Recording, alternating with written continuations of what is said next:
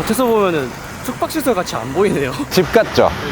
그냥 숙박시설이 여기 필요하니까 빨리빨리 짓자 해서 지어진 게 이런 식으로 지어지는 거죠. 유적 같은데? 네. 오, 복도도 특이하게 생겼네? 도보고객들도 이렇게 들어왔다는 건데? 도보고객들도 그냥 필로티 주차장으로 들어왔다는 건데? 거리가 너무 네. 걸려요. 화곡이 젊은 친구들이 트렌디한 상권이 아니니까 좀 직관적으로 만들되 고급스럽게 보일 수 있게 그렇게 좀 잡아볼게요.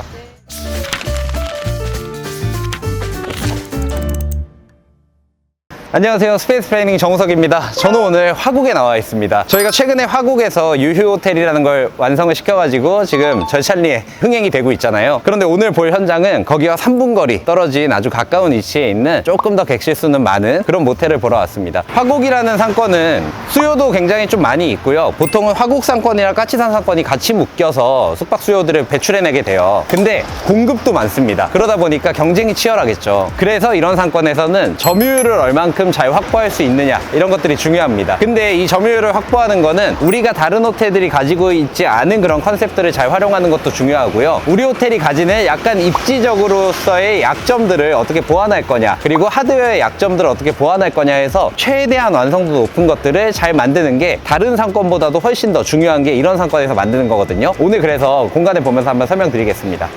바로 이 호텔입니다. 이 호텔은 굉장히 이례적인 배경을 띠고 있어요. 원래 이렇게 모텔이었다가 이거를 오피스텔로 용도 변경을 하시려고 하셨대요. 근데 이런 상업시설을 주거로 용도 변경하겠다라는 거는 상당히 이례적인 어떤 접근이거든요. 미루어 보았을 때 우리가 알 수 있는 거는 매출이 굉장히 떨어졌을 거고, 그 다음에 경쟁이 치열하니까 점유율 확보에 실패했을 거고, 그러다 보니까 수익이 악화돼가지고 주거로라도 이제 피봇을 해야 되겠다, 이런 아마 판단을 하셨을 것 같아요. 그만큼 이 상권은 점유율 확보에 성공하지 못하면은 그대로 도태되면서 도태가 빨라질수록 모든 금융부담부터 이런 운영되는 데 있어서의 부담이 이제 발생을 하는 그런 상권이기 때문에 처음 만들 때부터 잘 만들어야 되는 상권이다 라는 거를 반증하는 그런 사례로도 볼 수 있을 것 같습니다. 여기 투자자께서는 저랑 같이 파주에서 안흥욕한을 성공적으로 이제 만드시고 잘 운영을 하시다가 이번 것도 매수를 하시게 되었습니다. 내부로 들어가서 공간 보여드리겠습니다.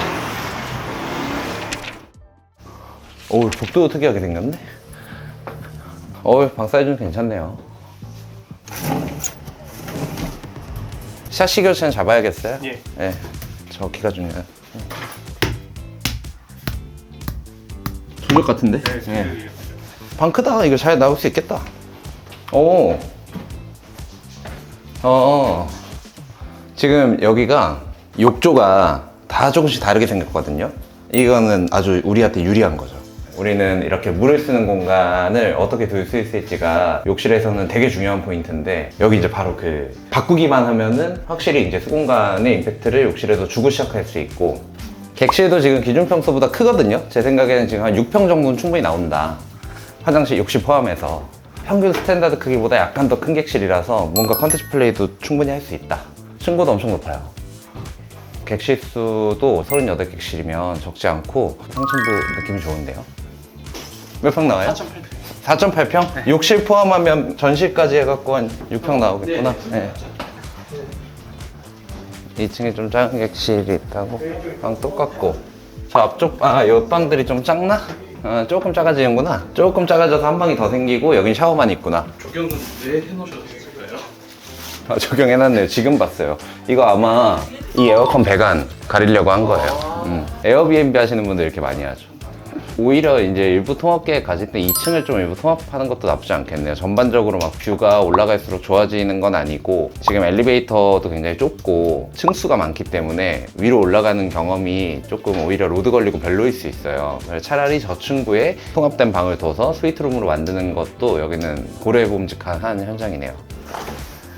이게 그래, 여기는 엄청 말랑말랑한 라텍스를 위에 토퍼처럼 깔아놓은 포켓 스프링이라 그나마 나은데 이런 침대 이제 자면 다음날 허리 아픕니다. 허리. 대표님 안녕하세요. 고생 많으셨습니다. 예.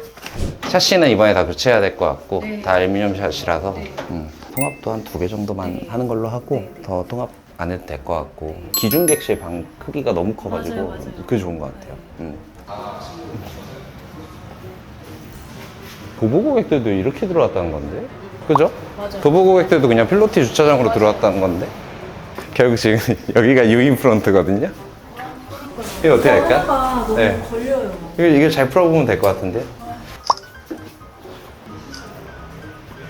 근데 여기는 상주할 수 있는 공간을 하나는 만들어줘야 되고 차라리 지하에 대표님 직원 상주 공간 만들까요? 네, 지하도 괜찮을 것 같아요. 그러면 운영사 통해서 프론트 무인화해도 되냐만 어그리하면 바로 그렇게 그냥 만들면 그게 돼요. 나을 것 같아요. 그리고 여긴 좀 통합해서 네. 여기서는 들어와 갖고 이렇게 들어와서 여기 그나마 좀 이용할 수 있게 그러니까요. 그렇게 하는 거 크게 문제 없죠.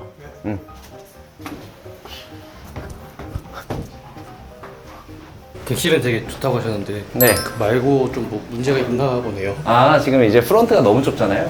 그리고 복도도 지금 보면 계단실을 처음에 보는 장면이라서 계단실도 전부 다 어떻게 잡는지가 중요하겠다. 이게 첫 장면이거든요. 모든 층이 아래위가 보이기 때문에 아래층은 또 아래층의 아래위가 보여가지고 결국엔 전체 면적의 계단실을 손을 봐줘야 된다.